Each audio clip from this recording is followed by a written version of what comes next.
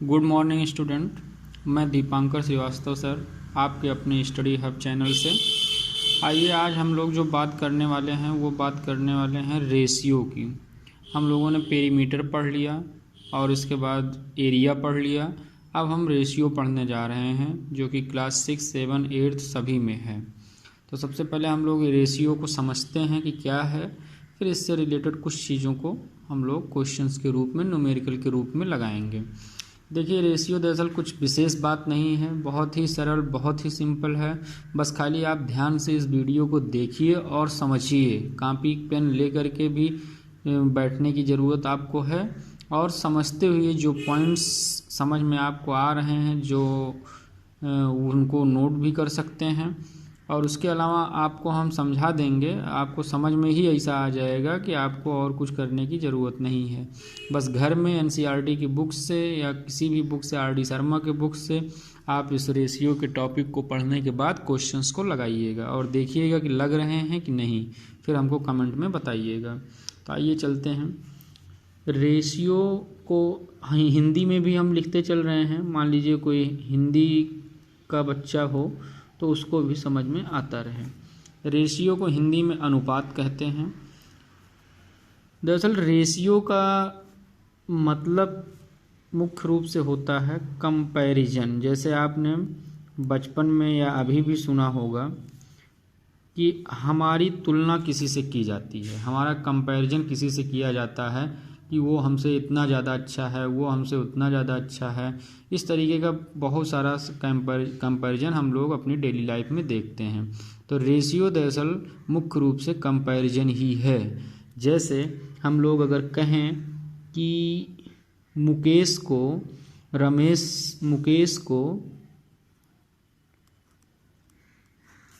100 रुपये दिया गया है और रमेश को 10 रुपये दिया गया है, तो दोनों में कंपेयर हम ये करते हैं कि कंपेयर करने के बाद ये कंक्लूजन निकालते हैं कि 100 में से 10 माइनस कर दिए तो बचा कितना, 90। यानी मुकेश को रमेश से 90 रुपये ज़्यादा मिले हैं, 90 रुपये ज़्यादा मिले हैं। तो एक तो ये तरीका है कि हम दोनों का डिफरेंस निकाल करके और उसमें तुलना करते हैं। लेकिन अगर यही तुलना हम लोग इस तरीके से करें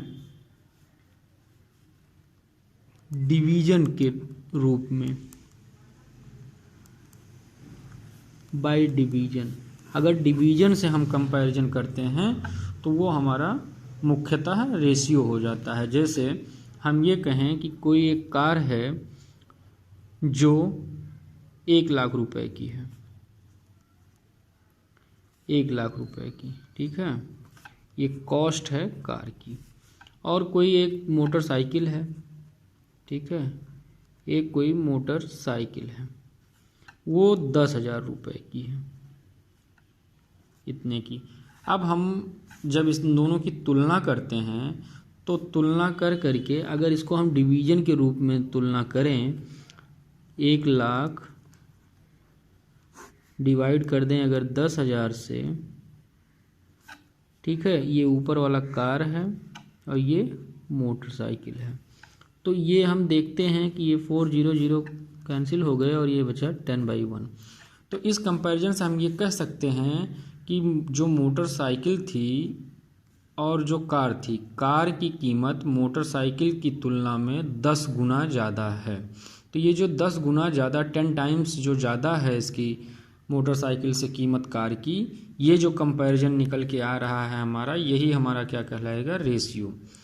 तो ये हमारा रेशियो, इसी का इस्तेमाल हम करेंगे। रेशियो का दरअसल मतलब ही होता है एक प्रकार से डिवीजन के रूप में तुलना करना, ठीक है, या कंपैरिजन बाय डिवीजन। सीधा सीधा आप बोल सकते हैं कंपैरिजन बाय डिवीजन, यही हमारा रेशियो कहलाता है।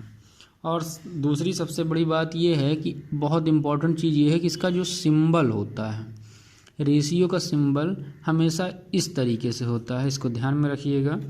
जैसे हम ये कहें कि 10/5, तो ये हो गया 10/5 लिखने का तरीका। इसको हम जब सॉल्व करने के लिए न्यूमेरिकल के रूप में लिखते हैं तो इसको, इस रेशियो का मतलब अभी अभी हम लोगों ने पढ़ा है कि डिवीज़न होता है, डिवीज़न के रूप में तुलना की जाती है इसकी।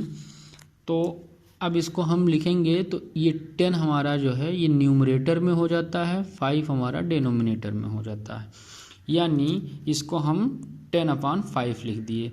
ये अपान जो है यही हमारा रेशियो है, ठीक है। यानी कोई चीज़ अगर इसको हम सॉल्व करें, थोड़ा सिंप्लीफाई कर रहे हैं तो 5 1 जा 5 2 जा, यानी 2/1, ठीक है। यानी कोई भी चीज़ जो है वो अगर 2 है तो इसके कंपैरिजन में ये 1 है। यानी अगर कोई चीज़ यहाँ पे हम सपोज कर लें कि ये कार है, बाइक है, तो अगर बाइक 1 रुपये की है तो कार 2 रुपये की है, या इसको हम ऐसे कह सकते हैं कार की कीमत बाइक की कीमत से दोगुनी है। तो यही जो तुलनात्मक अध्ययन होता है यही हमारा रेशियो कहलाता है। रेशियो को सिंप्लीफाई, ये जो हमने काटा है इसको सिंप्लीफिकेशन कहते हैं, सिंप्लीफिकेशन, ठीक है। सिंप्लीफिकेशन का मतलब होता है कि इसको आप अपान में लिखिए, लिखने के बाद उसको सिंप्लीफाई कर दीजिए, यही होता है सिंप्लीफिकेशन। तो रेशियो का मतलब आपको समझ में आ गया होगा। मुख्य रूप से रेशियो का मतलब होता है कंपैरिजन, और कंपैरिजन वैसे तो डिफरेंस से भी हम लोग कर सकते हैं, लेकिन अगर वो कंपैरिजन डिवीज़न के द्वारा होता है तो वो हमारा रेशियो कहलाता है। यानी हम रेशियो को सीधा सीधा परिभाषित कर सकते हैं कि कंपैरिजन बाय डिवीज़न, तो उसको हम बोलते हैं रेशियो, ठीक है। समझ में आ गई होगी बात। अब कोई एक अगर क्वेश्चन हम लोग रेशियो के ऊपर लेना चाहें तो ले सकते हैं। आपको क्वेश्चन हम यहाँ से दिखाते हैं। क्वेश्चन अगर आप लेना चाहते हैं रेशियो का, ये आपके सामने एक ये यहाँ पे है एग्जाम्पल दिया हुआ है रेशियो का, अगर वीडियो में दिख रहा हो। ईसा's weight is 25 kg and her father's weight is 75 kg. How many times father's weight of Isa's weight? Is it 3 times? ये हमसे पूछ रहा है कि दिया हुआ है एक हिसाब से गिवन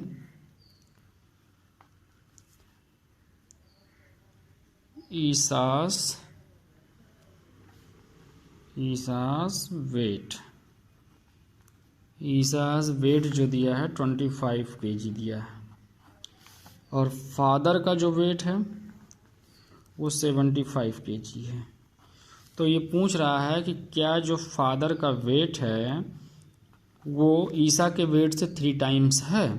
यानी कुल मिला के सीधा सीधा जब ये तुलना हमको करना है ना वो 3 टाइम्स है कि नहीं है, तो इसका मतलब क्या है कि हमको दोनों के बीच में रेशियो का पता लगाना है, रेशियो का अध्ययन करना है। तो फादर रेशियो ईसा हमने शॉर्ट फॉर्म में लिख दिया, आप चाहें तो लिखें चाहें तो नहीं लिखें।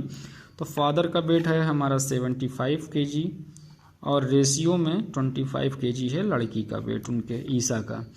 तो कहने का मतलब ये है कि अब इसको अगर हम डिविजनल फॉर्म में लिख सकते हैं, हमको पता है, तो 75/25 ऐसे कर देंगे। थोड़ा सिंप्लीफाई करें तब ज़्यादा समझ में आएगा। 25 1 जा 25 3 जा, यानी आया क्या 3/1। और हमको पता है 3 कौन था, फादर था, पहला वाला फादर था, और 1 कौन था, ईसा था। यानी ईसा के कंपैरिजन में उनके फादर कितना है, 3 गुना है। तो इसका मतलब ये क्वेश्चन सही कह रहा था कि हाँ वो उसके 3 टाइम्स हैं। तो yes, father's wait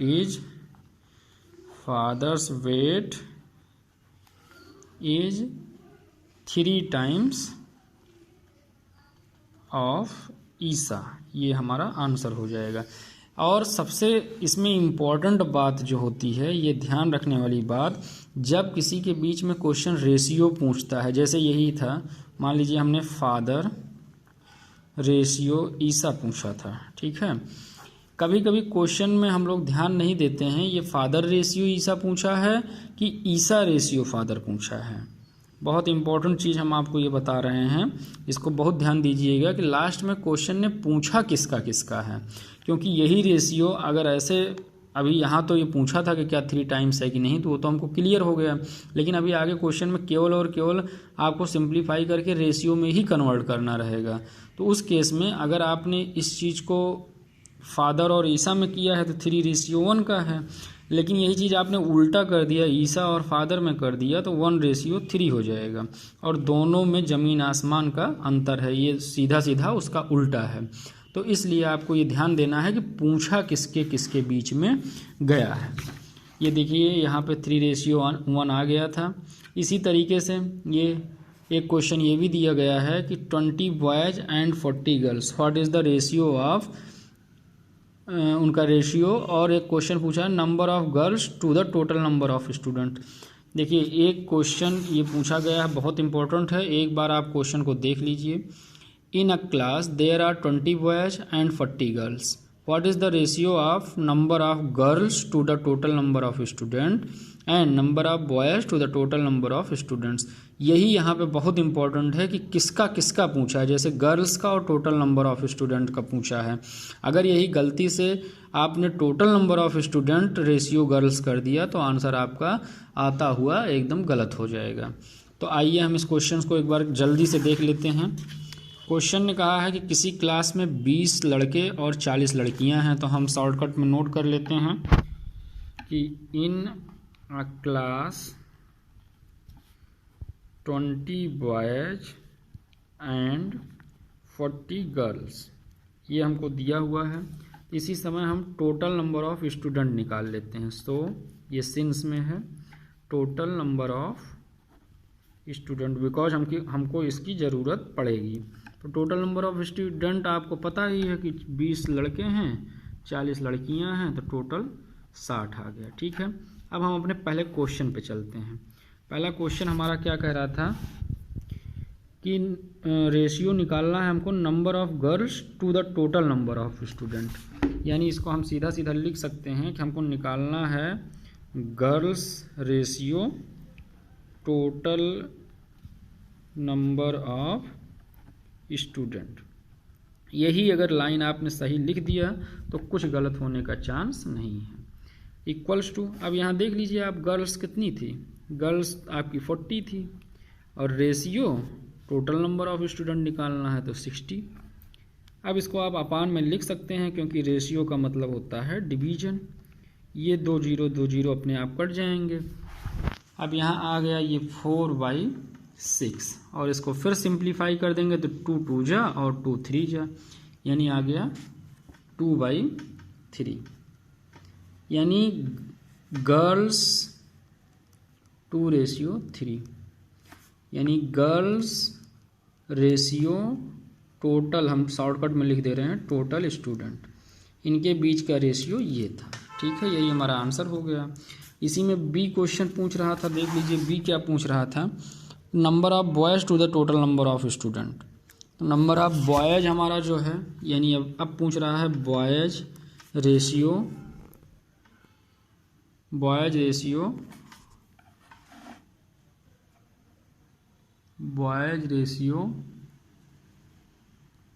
total student.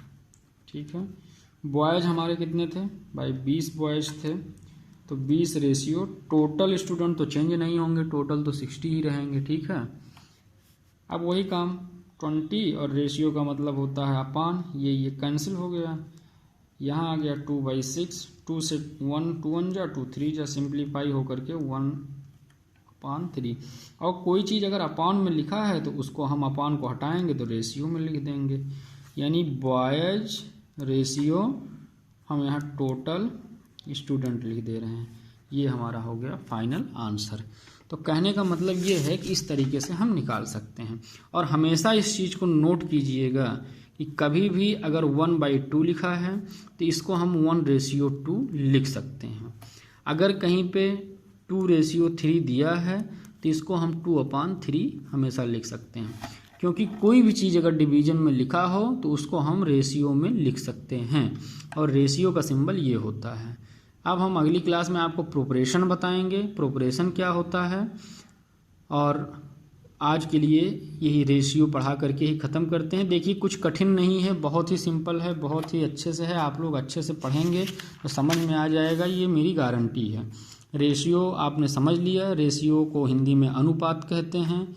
इसका मुख्य मतलब होता है कंपैरिजन, किसी से तुलना करना, और अगर वो तुलना डिवीजन से हो रही है, बाय डिवीजन, तो उसको हम रेशियो कहते हैं। एग्जाम्पल के तौर पे हमने इसको आपको समझा दिया था।